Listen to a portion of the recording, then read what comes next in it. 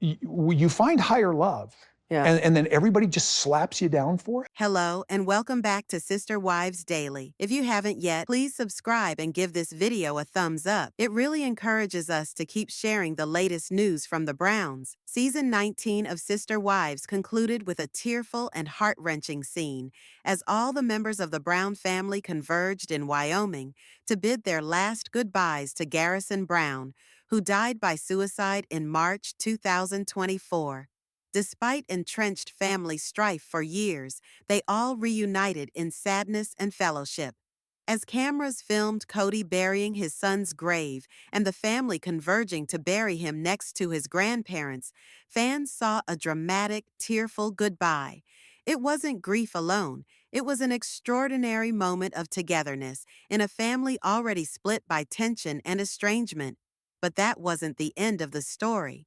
This tragic loss was the turning point for most family members.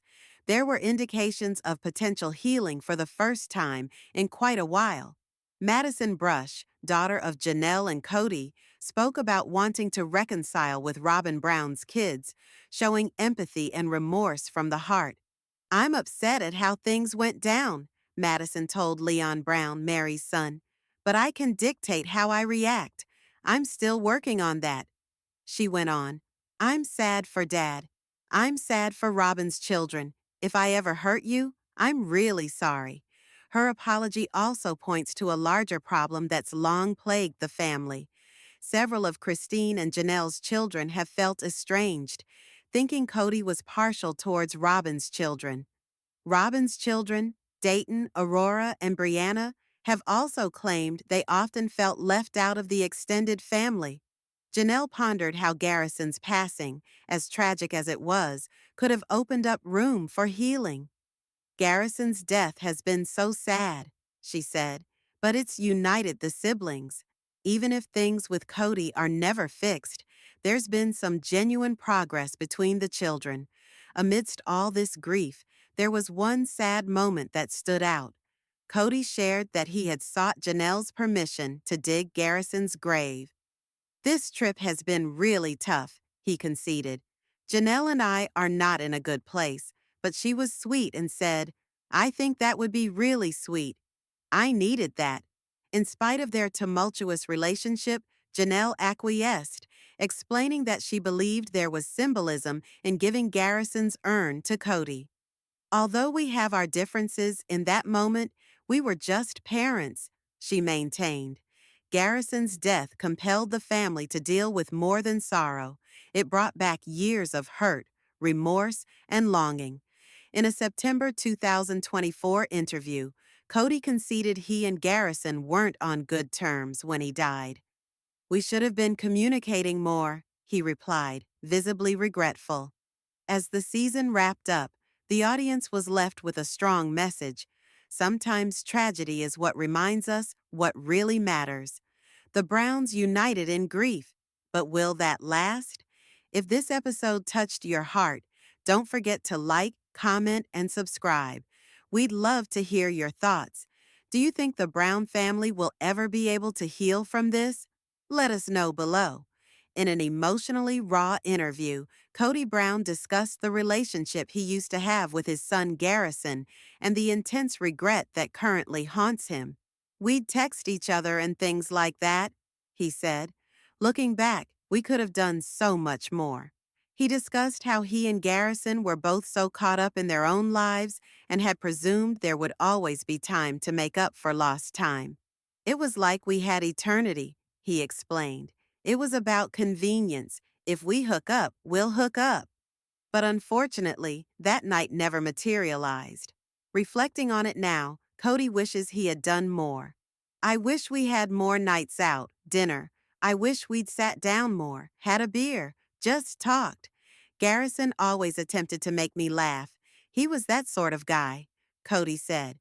"The worst regret is just not doing those basic things as often." But what about the rest of the family who was left behind? Though Madison Brush has said she wants to make up with her dad's other kids, her own relationship with Cody seems to be over. As Janelle confirmed during the season premiere, Madison and Cody have had no contact. He hasn't called, and she hasn't called him. She doesn't have a relationship with Robyn either, Janelle revealed. She's pretty much written them both off. One of the largest problems, as stated by Janelle, is Cody's inactivity with Madison's children, his own grandkids. She doesn't want him in their lives unless he can actually commit, Janelle said. In November 2024, Madison spoke out about the issue on her podcast, The Authentic Society. There's no relationship, she stated simply. Cody doesn't respect boundaries. Everything has to be on his terms, and I'm just not interested in that anymore. She added that this wasn't specifically about Cody. It was about other family members she'd cut off due to past relationships. My dad would get really upset when I was honest, she revealed. He didn't appreciate when I stood in front of a mirror. He didn't want to hear the truth. Madison revealed this incapability to accept her truthfulness was a major reason why she went no contact. People message me telling me to forgive him and treat him with respect. But they don't get it. My life with my dad isn't like theirs. She continued. There was a lot of anger, and he'd say, "That's not true," but I lived it. I know it is. Then there was a moment that left the fans gasping. In the recent Sister Wives installment, the Brown family went to Wyoming to lay Garrison to rest. But what surprised viewers was the attitude of Cody and Robyn during the journey. Instead of treating it as a somber family experience, they seemed to treat it as a holiday. They were outraged when they saw social media updates of Cody and his family touring and having ice cream during what was meant to be a period of mourning. He cried crocodile tears, one fan said, then made the funeral trip a vacation. The backlash was fierce, with many describing the couple as disrespectful and selfish. Cody's tense relationship with all his children, except for a few, did not begin here. It deteriorated after the COVID-19 pandemic, when he started to isolate himself from everyone except Robyn and her children. According to family sources, Garrison had attempted to mend their connection, but Cody was not interested. Now, as the dust settles after Garrison's passing, fans are left wondering if Cody will ever take true accountability, or if the damage done to his relationships is permanent. Cody Brown now carries a heavy burden of remorse. After the devastating loss of his son Garrison, he's left haunted by the unresolved conflicts between them. I wished I'd had more time to make things right, he admitted. Sorrow has the cruel tendency to starkly highlight what we didn't say and what we didn't do. For Cody, that realization came far too late. But what happened at Garrison's funeral left fans reeling and divided the Sister Wives fan base. In a recent episode, the Brown family finally came together in Wyoming to lay Garrison to rest. Years had passed since he had died, but Janelle felt this was the moment. Wyoming wasn't a destination. It was part of Garrison's life narrative, complete with early years, family traditions, and a place to call home. Janelle was clearly upset, glad to be seeing the whole family present despite their issues. But where some were mourning, others seemed to be approaching the trip in a very different way. That's when the criticism began. Cody, Robyn, and their children looked more interested in making the trip a family vacation than in commemorating his son. They took a stagecoach ride, stopped to get ice cream, shopped around, even participated in a Wild West performance. Fans couldn't help but be amazed. How is a grieving father transforming his son's funeral into a weekend getaway? Another of the watchers asked on social media. Another called him egotistical, and others called him out for making everything about himself. Once again, even the rest of the Brown clan seemed stunned at Cody's behavior. Janelle cried quietly, holding Garrison's urn, as Cody strolled happily with Robyn's children through the streets of Wyoming.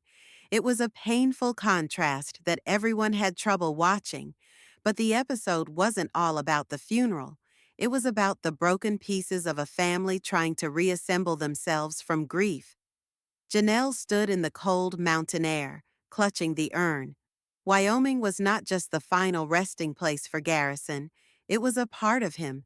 Surrounded by family and distant memories, she was fortified enough to do something significant. She handed the urn to Cody. They weren't yet ex-spouses or co-parents with hostility at the time. They were just two bereaved parents saying goodbye to their son. It was a transient, raw moment of solidarity, brief but potent. Cody, oftentimes the polarizing element of the family, asked if he might dig the grave himself. To everyone's astonishment, she consented. Despite their turbulent history, she knew that bereavement can provide a window of opportunity for little moments of redemption. But Garrison's passing affected more than his parents. His sister Madison was also emotional. Her marriage to Cody had been troubled and strained. Speaking with Leon, she relayed her conflicted feelings. "I'm angry," she admitted, "but I can control the way I react. I want to offer something different." One of the most emotional scenes was when Madison wanted to apologize to Robyn's children, the very same children who once threatened to be outsiders to the Brown kids. "If I ever hurt you," Madison whispered, "I'm truly sorry." That kind of vulnerability doesn't come easily, and it is powerful. What started as a documentary series on plural marriage has turned out to be something deeper. It is an honest portrayal of pain, alienation, regret, and the fragile threads that still exist to hold a fractured family together. As the Browns stood around Garrison's grave, no titles, no rivalries, just people tied together in sorrow. The Wyoming air was cold, but it revealed something more: the emotional distance they'd all lived with for years. And yet, in this one shared moment, the hurt brought them together in a way nothing else ever had. Perhaps it won't heal everything, but perhaps it's a beginning. For years, Brown's children from her previous marriage were outsiders within her new family. Real or perceived, favoritism created deep gulfs. But sometimes, loss softens even the sharpest edges. Janelle did notice it.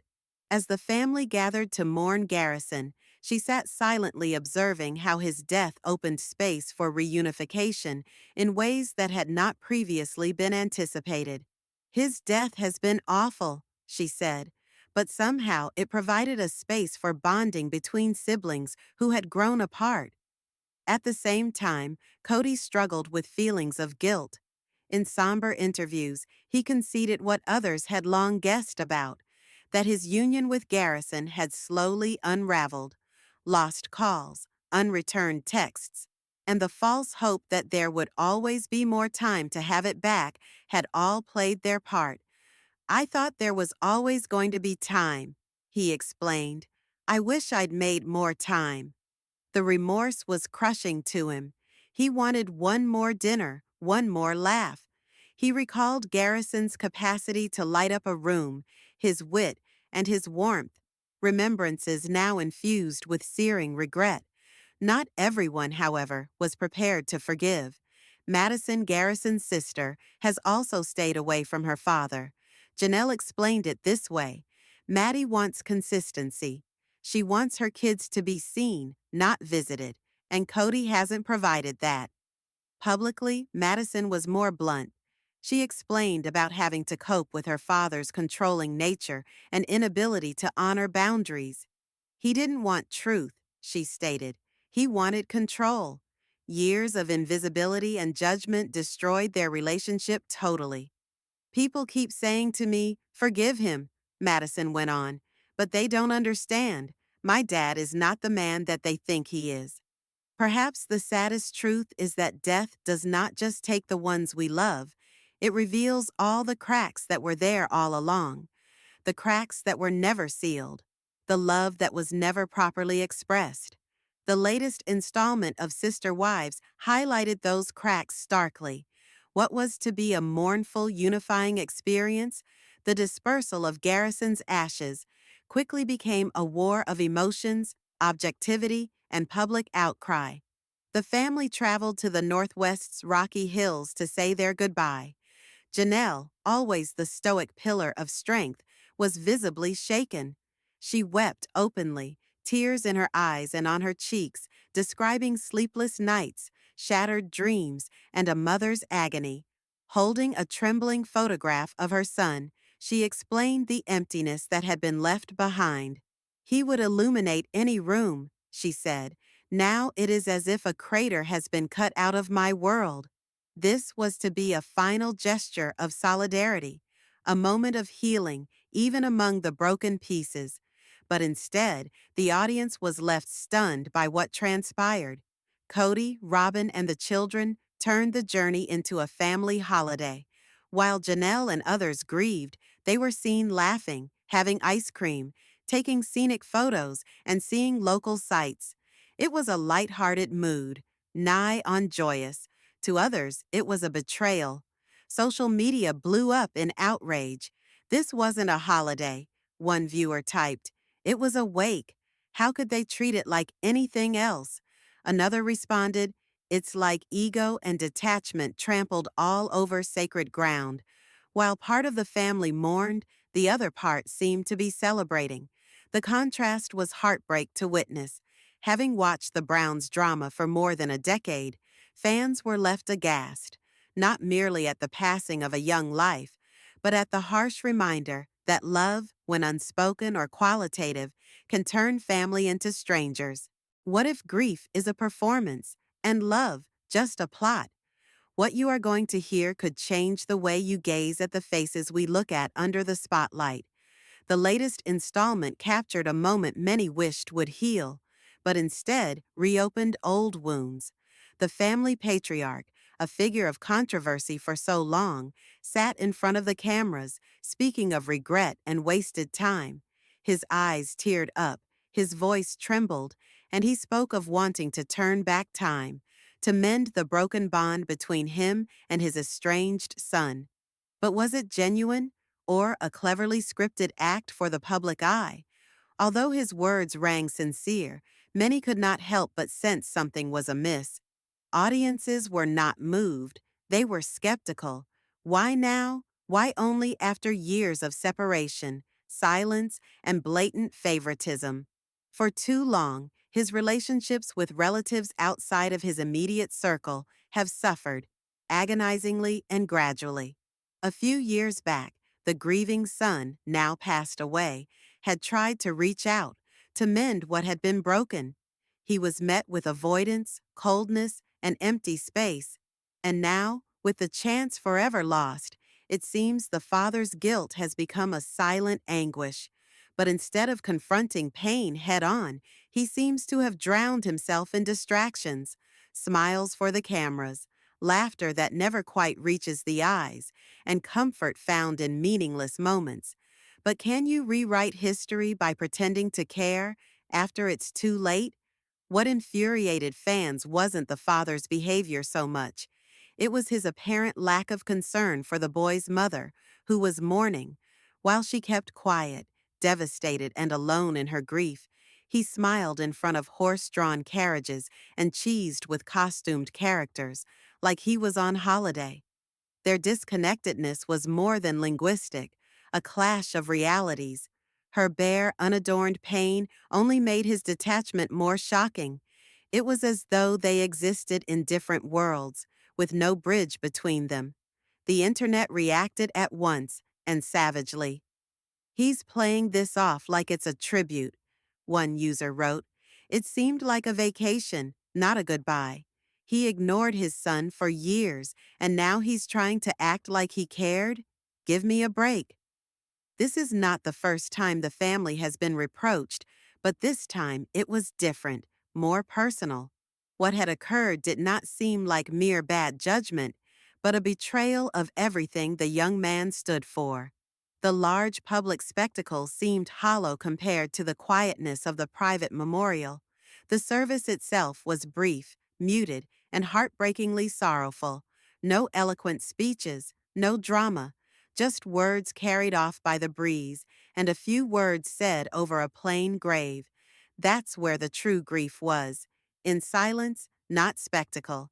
And at its center was the mother, naked, broken, alone in her sorrow. Her sorrow was not polished for cameras. It was naked, consuming, and unmediated.